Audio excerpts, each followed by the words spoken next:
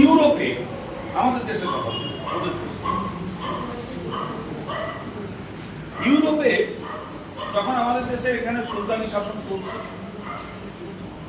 সেই সময় ইউরোপে প্রচুর পরিমাণে মহামারী হোক, প্লেগ হোক, হাজার হাজার লক্ষ লক্ষ লোক মারা যায়। আর প্লেগ ছিল ছোঁয়াচে, পক্স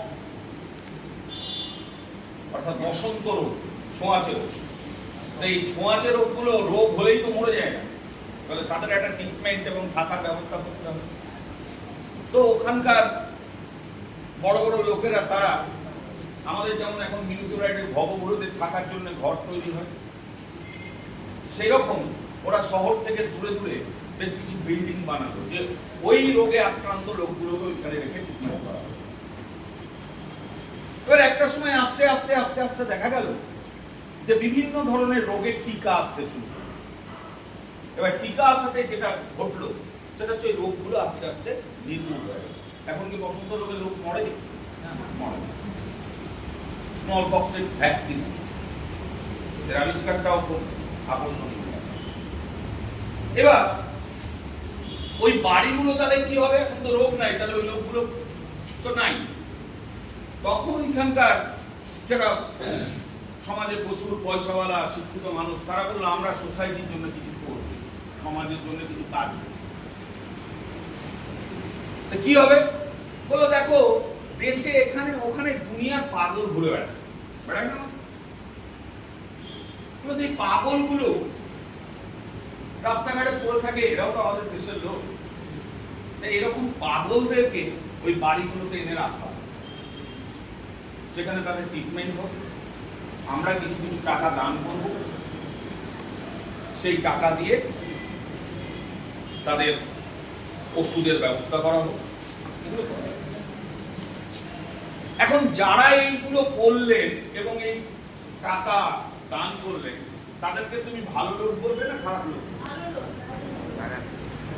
ভালো লোক তো। সেই সময় থেকে ওটাই মনে করা হোক। এতদিনে এই যে বললাম এদিক দিয়েও হবে না, এদিক দিয়ে হবে না, 5 নম্বর মত বললাম ইতিহাসে, একদিনে হবে না।